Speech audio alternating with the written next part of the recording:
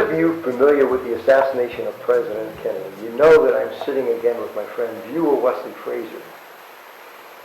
Now, this is the man that drove Oswald to the School Book Depository the morning of the assassination because they worked together. The morning of the assassination, was Oswald early to come to your house for a ride to the School Book Depository? Was he on time or was he late? He was early. Now, how do you know he was early? Because he got to my house, he put the package in the back seat of my car and come around and looked in the window, and my mother, who was there at the breakfast table with my nieces and myself, she looked up and she says, "Who's that man looking in the window?" And I looked up and I said, "Oh, that's Lee. He rides to work with me. He works with me down at the Texas School Books." Now, normally when he would get a ride to work with you, it would be on a Monday morning. Yes. And would he usually meet you outside at the car, or would he knock at the door? How would you know that he was there and ready to go to work? Well, most of the times he would be coming down the sidewalk from Miss Payne's house, or I would stop in front of Miss Payne's house and blow the horn. Okay, but on this morning he was early. Yes. Now, Oswald, at the time of the assassination, was 24 years old. You were just a teenager. You were 19 years old. That is correct. So you were 5 years younger than Lee Harvey Oswald. Yes. And he was depending upon you for a ride to work on the day of the assassination, or on the day that the Warren Commission says he was going to kill President Kennedy. He's depending upon a 19-year-old kid for a ride to work. Yes, he did depend on me. Yeah. And then it's a Friday morning. So, to me, wondering the kinds of guys I knew back when I was 19 years old on a Friday morning, they might have said, "I'm not going to work today." So for Oswald, if he was planning on killing President Kennedy, he would have needed a plan B, or if he was assigned to be at work that day by people who were handling him, he had to have plan B, a backup. If this 19-year-old kid, and you were sleeping on the couch at your sister's. Yeah, that is true. So if you couldn't get off the couch on this Friday morning, when he's told you better be at work, not knowing why, but you better be at work, he shows up early and he looked in the window, didn't he? Yes. He wanted to see if you were up and going. Because if you weren't up and going to work, he had to get there some other way. I could understand that. Yeah. So whether or not he knew anything about the assassination, he still was under orders to be at the School Book Depository. And this was at a very unusual time because he never came out to the house in Irving on a Thursday before. That is correct. Okay, something unusual.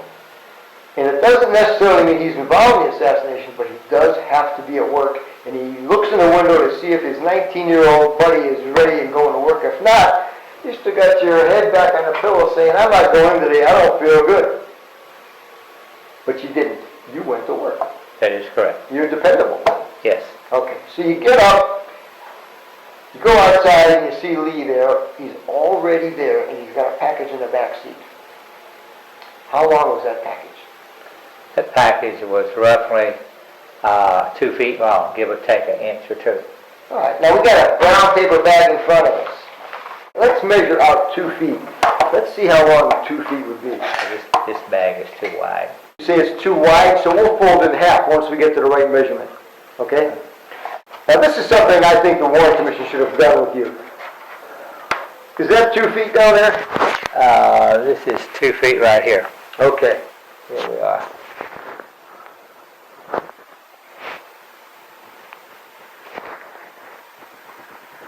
Okay. Now, you fold the bag, please, at 2 feet. Okay, fold the bag to 2 feet. Now I said 2 feet, give or take an inch. Oh, I understand. And, we know after 51 years, give or take an inch, that's fair play. Right. Okay, so the bag was about this long. Yes. The bag was also about half the width. Let's see, you see where this is here? Let's follow this, where the paper right here. Okay. Like that? Would you say that's about the size?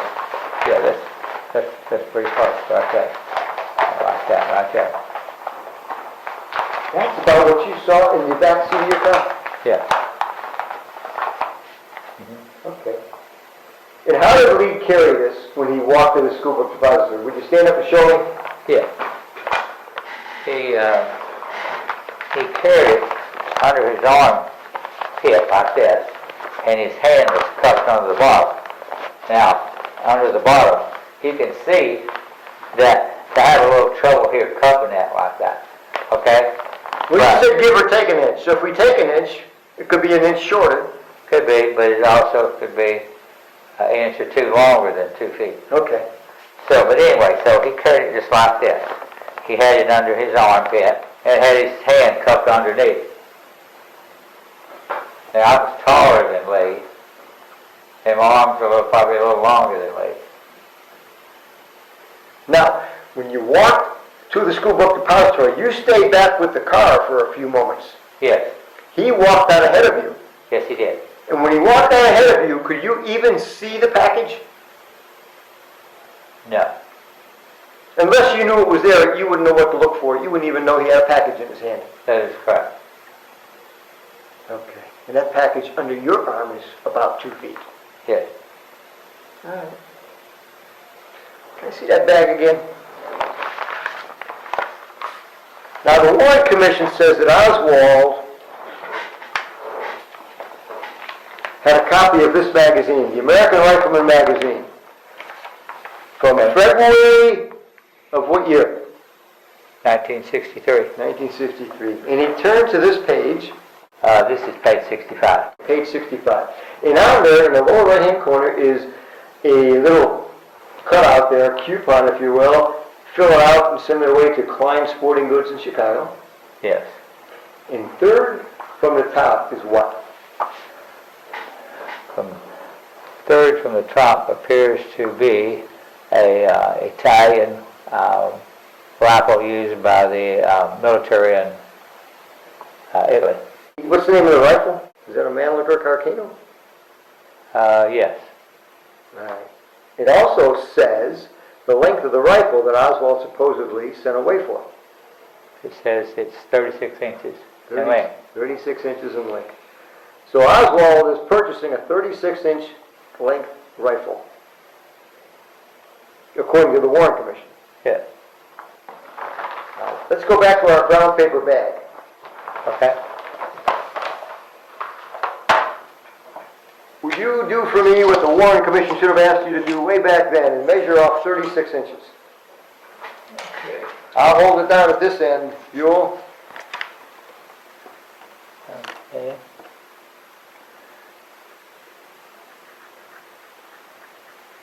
Okay, we got it marked 36. Okay, now let's take that, fold it over at the 36-inch mark.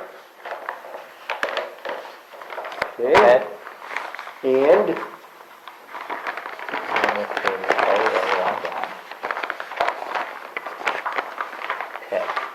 okay, put this end under your arm, please. Okay.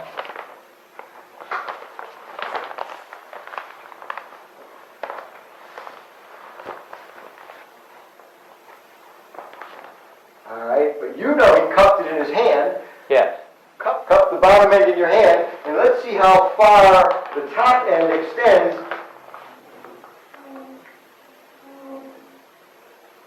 Now, if Oswald was walking to the school book depository holding a brown paper bag that was 36 inches in length to hold a 36-inch rifle, stood out all the way above your ear to your head, Yes. top of your head. Is that what he carried? No. Okay. Can I see the brown paper bag one more time, please? The Warren Commission, Commission Exhibit number 139. This was Commission Exhibit number 142. Commission Exhibit number 139 was the rifle that was carried out of the school book depository on November 22nd. Now, this rifle here has a sling mounted on the bottom. The rifle that Oswald supposedly took his photograph with in the backyard on Neely Street had slings, the sling attachments connected on the bottom, but the rifle that was brought out of the school book depository was 40.2 inches in length and had a sling connected on the side. Clearly not the same rifle. The rifle from the School Book Depository was never connected to Lee Harvey Oswald. That's why Lee Harvey Oswald could never go to trial. 40 inches. Would you measure out 40 inches in length for me, please? The length of the rifle from the School Book Depository. I'll hold it at the bottom. You get the 40 inches. Make a line, please.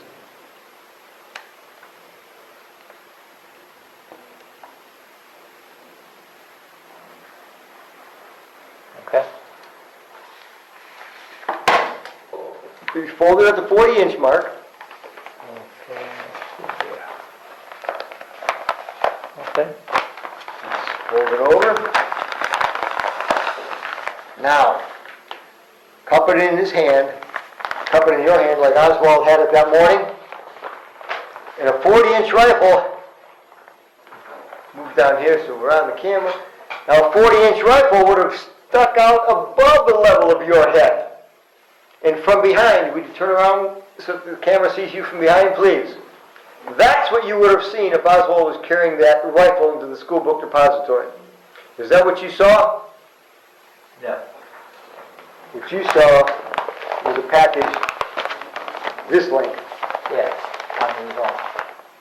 So tell me, the morning of November 22nd, when you took Oswald to work, was he carrying a rifle?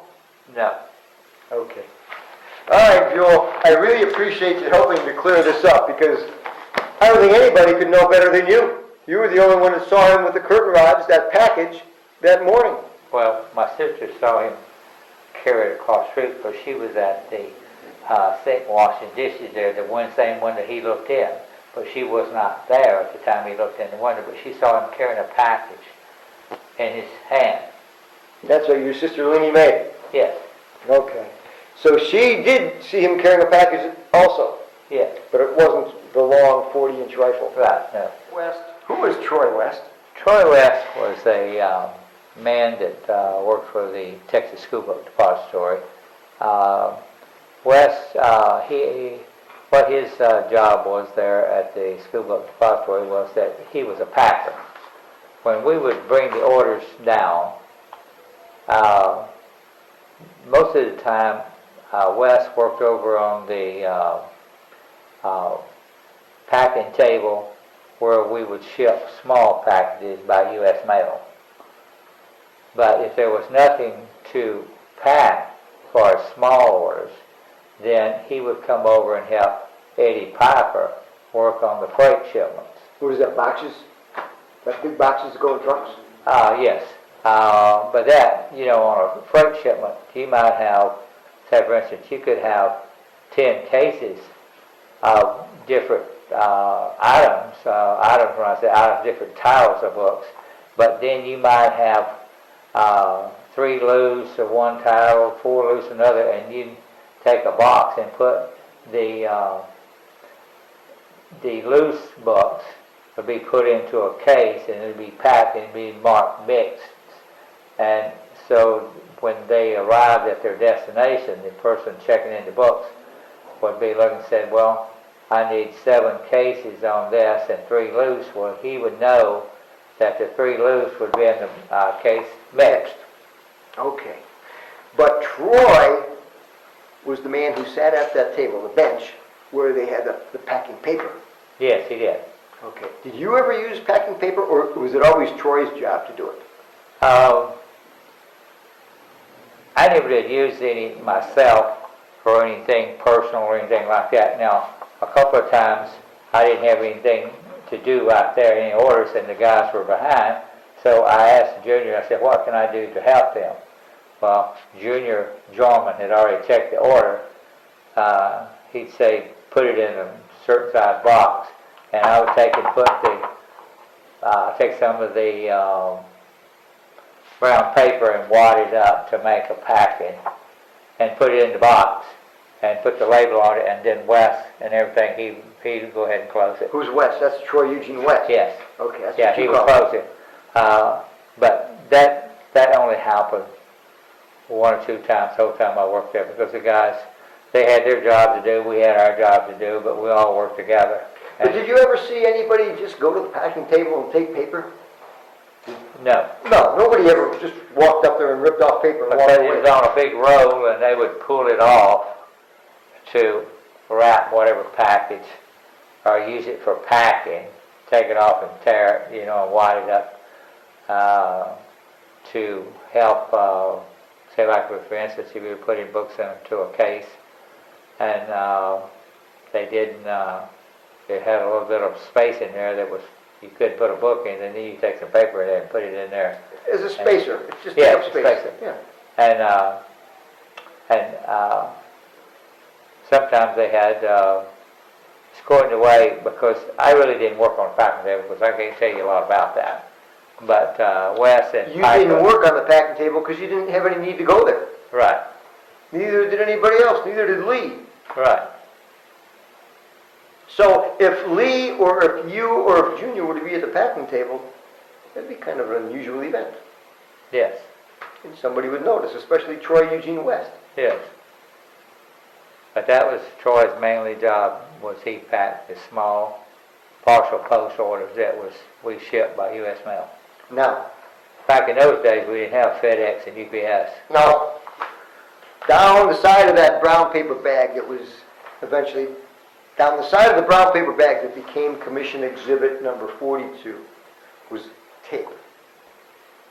And Troy said in his testimony, now you testified before the commission once in Washington D.C. and once again about 4.5 months later in the post office building in Dallas. Yes. The first time you testified, you were in D.C. They brought you to D.C. They tried to confuse you a little bit. They tried to throw a couple curveballs at you. Yes. With the different papers and, yeah, they tried to confuse you with the two different wrapping papers. One was the original, one was a substitute. One was basically a fake. But the original had the tape running down the length of the package in little gear marks on the tape. Do you understand what I'm saying? Yeah. The gear marks. So tell me about the gear marks. What were the gear marks from?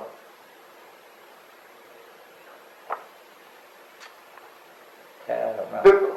There was a roll that would hold the paper down to make it, excuse me, there was a roll that held the tape down to make it come off wet. Because the tape had to come off. Oh, the tape. I I'm sorry, did I say paper? Yes. I'm paper. sorry, I keep That's- saying paper. That's why I was totally lost. Let's start over again. Down the side of the paper bag, Commission Exhibit 142, there was a roll of tape. And the roll of tape had a little series of gear marks on it. Do you know what the gear marks were from? I guess the tape machine, because you own there, if you wanted to get 12 inches of tape, you'd pull it down to that area and then let the handle go in and cut it off at 12 inches. Right, but the gear marks was from the apparatus that would hold it down on the wetting roller. Okay. So that the tape came off sticky. Yeah. Because if you took that tape off and it was dry, you couldn't use it. Right. It had to be wet. Had to be wet. And if it had the gear marks on it, that means it came off wet. And the tape at the School Book Depository building that they said was Commission Exhibit 42, the bag that Oswald supposedly carried the rifle in that morning, had the gear marks on it, which meant that the tape in the bag was constructed at the same time, because the tape had to come off wet because of the gear marks. So Oswald couldn't have taken the tape home wet the night before, and you drove him home and didn't see him carrying anything. Right. Didn't see anything stuffed under his Of shirt. course, you know, I wasn't looking for anything, but you could hear somebody walking next to you. You hear something crinkling, Yeah. and you would have said, well, what are you carrying? What do you got? Yes. Well, I'm taking home some paper to make a sack to carry the gun in tomorrow. Didn't happen. Okay. All right. I appreciate you sitting with me again today, helping to clarify some of these issues that a lot of people want to make sure that we understand, because the Warren Commission didn't ask you these questions. The Warren Commission didn't try to understand it the way we're understanding it now. All right. Good seeing you again. I look forward to seeing you some other time. Thanks. Well, thank you, and you have a good day. You too.